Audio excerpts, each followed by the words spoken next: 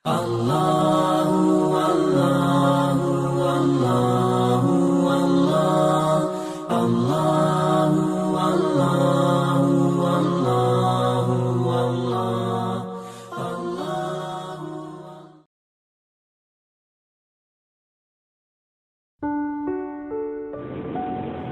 Assalamualaikum warahmatullahi wabarakatuh.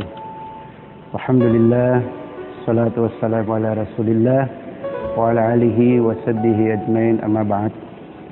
A'udzu billahi minasyaitonir rajim. Bismillahirrahmanirrahim. Ya ayyuhalladzina amanu taqullaha haqqa tuqatih wa la tamutunna illa wa antum muslimun. Para pendengar jemaah dirahmati Allah Subhanahu wa taala.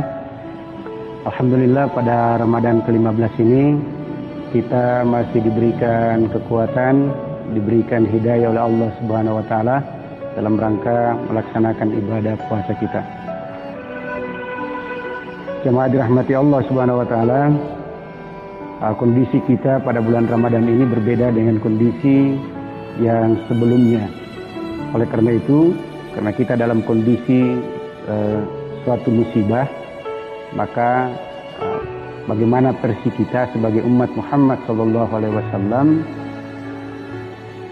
menyikapi musibah yang terjadi pada diri kita ini, pada masa kita ini di bulan Ramadan.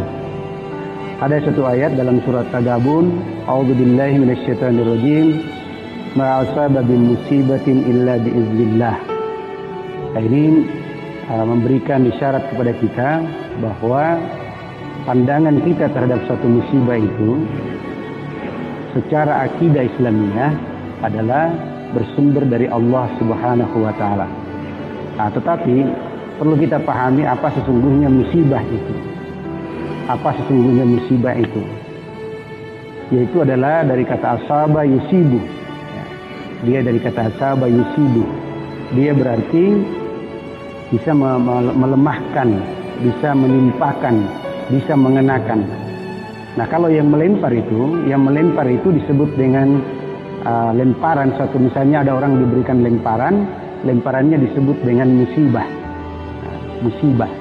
Kemudian orang yang terkena itu disebut musabun, dan yang mengenakan itu atau melempar itu disebut musib. Nah, tapi kenapa digunakan dengan kata musibatun dengan menggunakan kata feminin dalam bahasa Arab dengan menggunakan kabar buta, ma musibatun.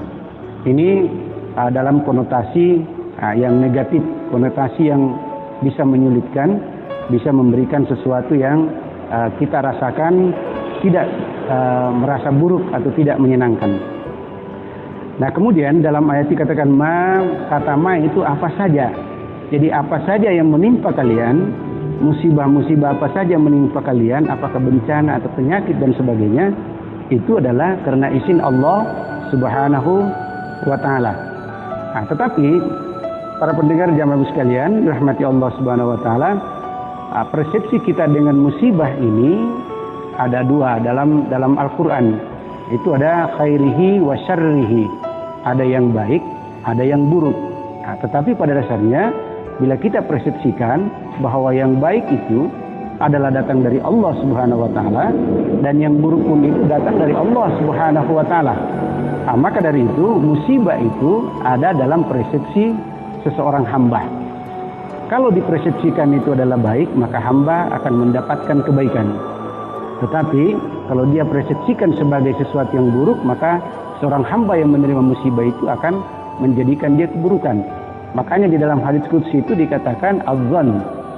Dikatakan az-zan. Siapa yang menduga atau seorang hamba menduga kepada Allah, maka dugaannya seperti itu. Kalau dia menduga bahwa musibah ini buruk, maka dia mendapatkan keburukan. Ana inna zanni inda abdi. Jadi bagaimana persangkaan hambaku kepadaku. Kalau hambaku itu berpersangka di buruk, maka dia buruklah itu. Oleh karena itu, persepsi kita tentang musibah ini perlu kita jadikan sebagai suatu bentuk penjelasan dalam menegakkan akidah kita. Maka di situ dikatakan illa biiznillah. Wa may yu'min billah barang siapa yang beriman kepada Allah, yahdi qalbahu. Nah, siapa yang beriman kepada Allah, maka dia akan dibukakan kalbunya, diberikan hidayah oleh Allah Subhanahu wa taala, diberikan petunjuk oleh Allah Subhanahu wa taala. Nah, jemaah sekalian dirahmati Allah Subhanahu wa taala, ada Rasulullah biasanya mengajarkan kita motivasi-motivasi. Misalnya di bulan Ramadan ini siapa yang membaca Al-Qur'an satu ayat itu akan mendapatkan pahala-pahala yang banyak. Tetapi pada suatu ketika ada seorang sahabat, Ubay bin Ka'ab. Itu Ubay bin Ka'ab pada suatu ketika berada di dalam masjid, ditemui oleh Rasulullah SAW. Ubay bin Ka'ab, sebentar kalau selesai salat, tunggu saya, kata Rasulullah. Maka Ubay bin Ka'ab menunggu. Nah, apa yang dilakukan Ubay bin Ka'ab? Dia dibacakan, ditaklimkan bacaan surah Al-Fatihah. Nah, ternyata kalau menurut kita Al-Fatihah ini sudah dihafal mati oleh Ubay bin Ka'ab. Tapi ternyata Ubay bin Ka'ab bukan itu yang diajarkan. Bukan ajaran bahwa kalau kau baca surah Al-Fatihah, maka kamu akan mendapatkan pahala-pahala sekian. Tetapi yang diajarkan adalah kamu akan mendapatkan keberkahan. Maka keberkahan Al-Fatihah itu diajarkan oleh Rasulullah kepada Ubay bin Ka'ab. Nah, kemudian suatu ketika terjadilah perjalanan panjang atau safar, atau istilah kita adalah traveling. Ubay bin Ka'ab berjalan dengan sahabat. Pada suatu ketika habis perlengkapan beliau bersama teman-temannya. Nah, setelah habis perlengkapannya, maka dia sampai satu desa. Di desa itulah dia meminta kepada orang di desa itu supaya disuguhkan makanan. Nah, ternyata tidak mau orang desa itu menyuguhkan makanannya. Maka semuanya sahabat mengeluh kecuali Ubay bin Ka'ab. Nah, ini adalah musibah sesungguhnya. Musibah karena sudah kehabisan bekal dan sebagainya, tetapi tidak bisa didapatkan itu. Tapi bagaimana Ubay bin Ka'ab? Apakah dia merasakan itu musibah? Ternyata tidak. Maka dia kembali tinggalkan bahwa kalau begitu kita lanjutkan perjalanan. Kita jangan mengeluh kita karena persepsinya kepada Allah Subhanahu wa taala itu adalah selalu baik. Maka dia akan mendapatkan keberkahan. Nah, sekitar berapa jauh perjalanan datanglah utusan dari desa itu memanggil, wahai sahabat Rasulullah, wahai sahabat Rasulullah, ya, wahai sahabat Rasulullah, hal minkum rakib. Wahai sahabat Rasulullah, siapa di antara kalian yang bisa meruqyah? Karena pemimpin kami sudah disengat kalajengking dan itu sulit disembuhkan. Nah, maka Ubay bin Ka'ab yang sudah mendapatkan pembelajaran Al-Fatihah dengan model keberkahan, dengan mengharapkan pada Allah Subhanahu wa taala dan pertolongan Allah Subhanahu wa taala, maka dia kembali dan dia melakukan pembicaraan dengan orang di desa itu bahwa boleh saya obati kepala suku kalian dengan syarat. Nah, maka disampaikanlah syaratnya, jamu kami kemudian berikan kami 40 ekor domba. Jamu kami dan berikan 40 ekor domba. Maka pada saat didatangkan kepala suku yang sakit ini, diperlihatkan lukanya, maka Ubay bin Ka'ab membaca surat Al-Fatihah berdasarkan pembelajaran dari Rasulullah Sallallahu Alaihi Wasallam. Al-Fatihah keberkahan, bukan Al-Fatihah dalam pahala.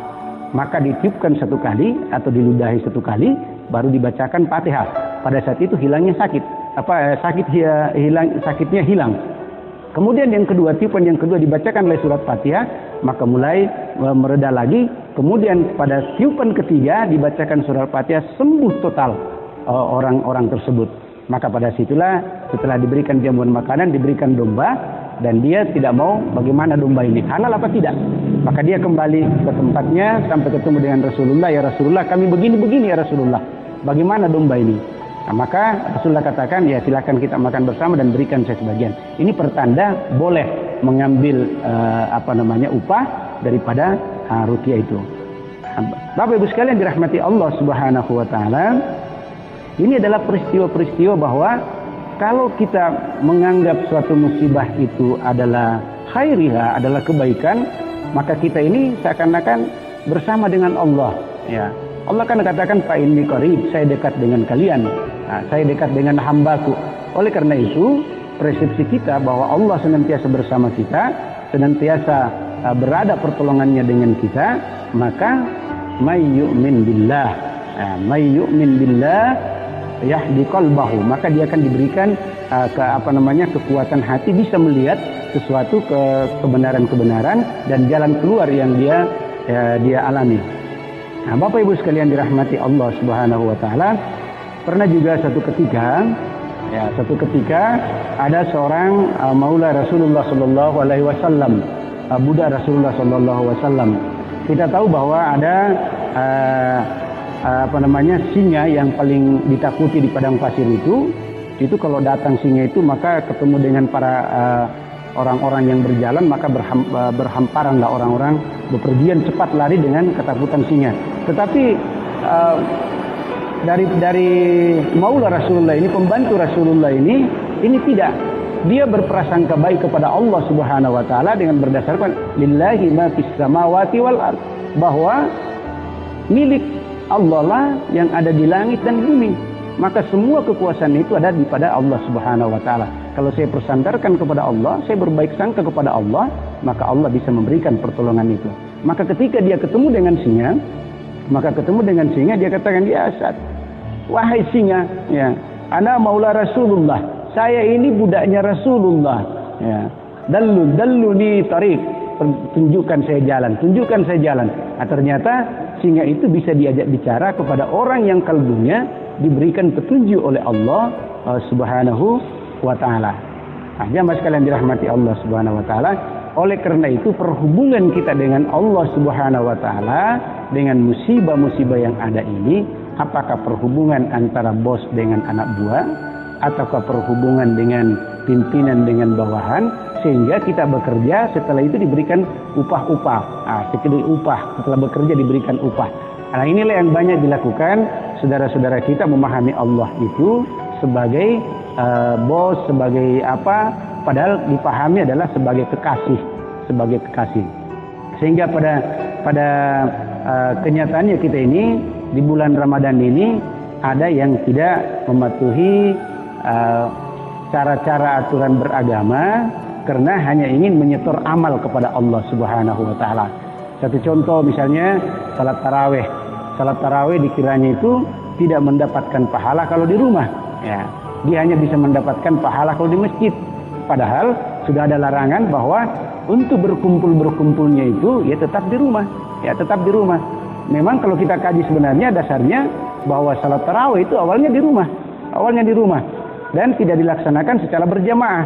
Bahkan kaul Imam Syafi'i itu secara jelas itu disampaikan oleh pimpinan pusat Muhammadiyah. Kaul Imam Syafi'i itu pernah menyatakan bahwa lebih afdal salat tarawih itu di rumah. Tapi karena di belakangnya pengikut Imam Syafi'i, ulama-ulama Imam Syafi'i menyatakan kalau begini maka dia takwil, masjid bisa kurang, bisa sepi. Karena kalau semua ke rumah. Oleh karena itu kita cuma diminta mengembalikan proses ibadah kita dari masjid ke rumah.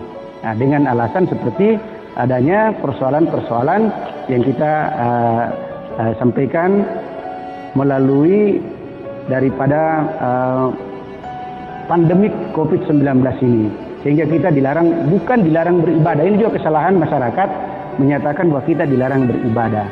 Tidak ada larangan beribadah, ya. Di rumah ibadah, di masjid tetap ada ibadah, tetap ada azan. Yang dilarang adalah berkumpul beribadah atau berjamaah, karena itu adalah satu metode untuk mengurangi penyebaran pandemik ini. Jamaah sekalian dirahmati Allah Subhanahu wa taala, memang akhir-akhir ini kita agak merasa sedikit prihatin melihat masyarakat kita sebagian kecil itu tadi karena ingin ya memaksakan diri karena tidak paham. Ya, tapi itulah dinamika dalam dakwah. Padahal ada jelas sekali jamaah sekalian, kenapa kita harus di rumah? Sesuai dengan ilmu pengetahuan selesai, kemudian sesuai dengan syariat. Yang terakhir ini saya sampaikan bahwa ternyata suatu musibah yang pandemik itu ternyata menurut Nabi adalah azab bagi orang-orang yang dikehendaki oleh Allah Subhanahu wa taala. Dia adalah sebagian azab. Jadi ada orang diberikan azab atau ada sesuatu diberikan azab karena tapi itu kehendak Allah Subhanahu wa taala. Jadi sekali lagi Bapak Ibu sekalian, mari kita perbaiki akidah kita, cara pandang kita bahwa ternyata musibah itu adalah persepsi kita. Kalau kita persepsikan baik, maka kita akan mendapat kebaikan, dan persepsinya buruk, maka kita akan mendapat keburukan. Mari kita terima musibah ini sebagai persepsi yang baik. Insyaallah kita mendapatkan rahmat dari Allah Subhanahu wa taala. Subhanakallahumma bihamdik, asyhadu an la ilaha illa anta, astaghfiruka wa atubu ilaik. Assalamualaikum warahmatullahi wabarakatuh.